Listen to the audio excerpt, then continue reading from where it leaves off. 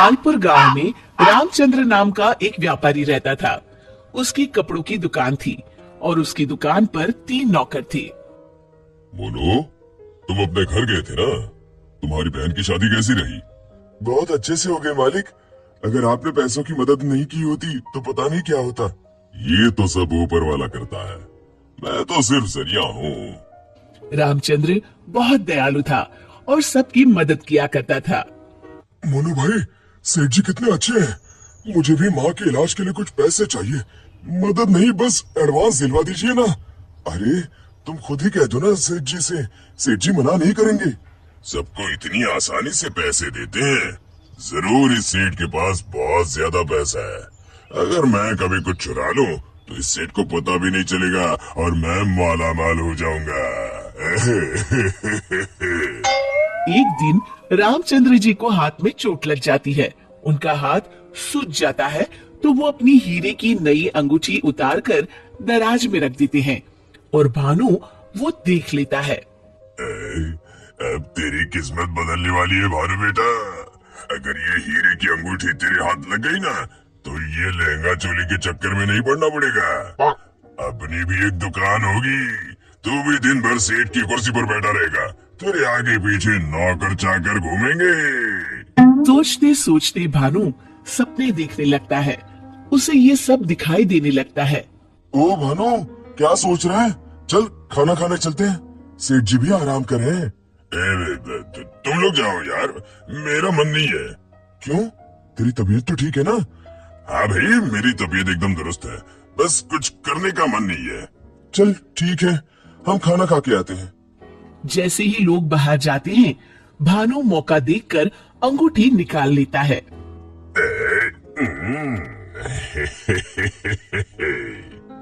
शाम के समय आज का हिसाब खत्म करो बच्चों, अब दुकान बंद करने का समय हो गया है। जब वे दराज खोलते हैं, अरे ये क्या, मेरी अंगूठी कहाँ गई?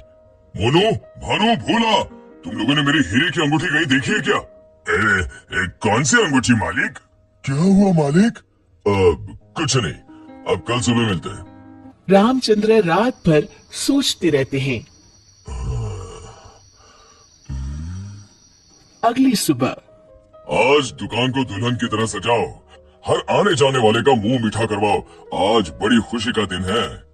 ऐसी क्या बात है सेठ जी? दरअसल कई सालों पहले एक दिन मुझे एक हीरे की अंगूठी मिली। मैं उसे उठा के घर ले आया।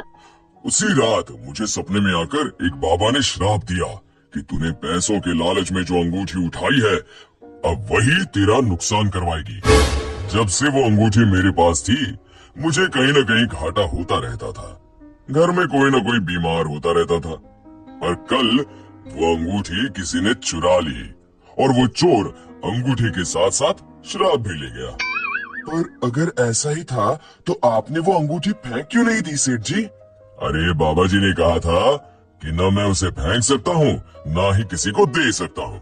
बस मुझे इंतजार करना है कि कोई स्वेच्छा से वो अंगूठी मुझसे ले ले। तो क्या आपका श्राप मुझे मेरा मतलब उस चोर को लग जाएगा? बिल्कुल।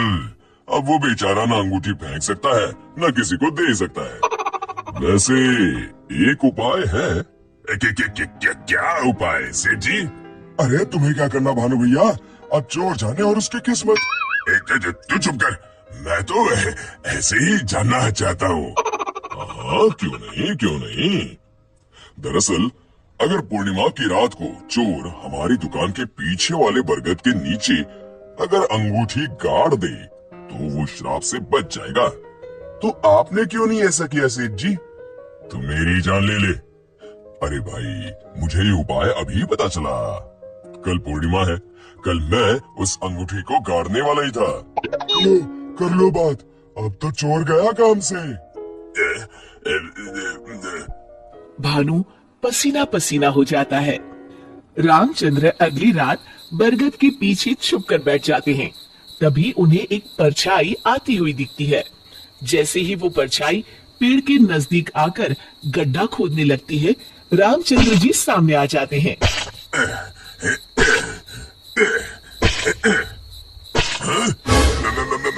मर गया रे, मुझे माफ कर दीजिए सेठ जी।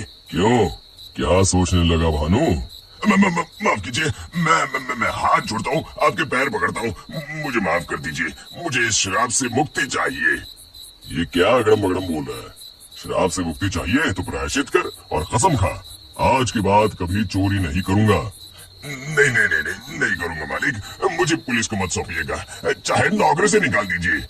मैं कल ही चुपचाप गांव छोड़ के चला जाऊंगा, मैं नया काम देख लूंगा और कभी चोरी नहीं करूंगा। वादा? वादा मालिक, वादा। अरे भाई, अगर तुम वफादारी की कसम खाओगे तो मैं तुम्हें काम छोड़कर कैसे जाने दे सकता हूँ? आप सच में महान है मालिक, आप सच में महान है। महान तो वो ऊपर वाला है।